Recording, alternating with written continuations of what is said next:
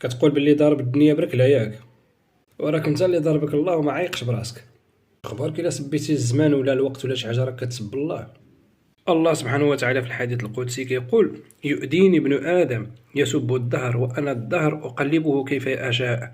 يعني الله سبحانه وتعالى اللي كيتحكمك في الحياة ديالك، ماشي انت اللي تبقى تعطيها الفهامة الخاوية. الكرة أرضية، الزمان، الدنيا كاملة انت ضاربة بركلة. الله سبحانه وتعالى خلقها انت ضاربة بركلة عندك، انت اللي راك مضروب ما عايقش. كنتي انت في الشينوا كون راك بناو عليك القناطر والسدودة ويحفروا عليك الطرقان في الجبال، والله ما تبقى تهضر هاد الهضرة هادي بالله. كون جيتي في كوريا كون راك كلاو كنت مسيح، كول وشرب وليدي جبرتي ليه وكلك وكتزيد عاد تقول ضارب الدنيا بركله انت، ضرب الدنيا بركله انت.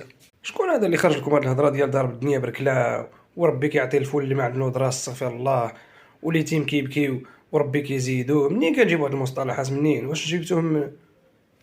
امركم غريب جدا.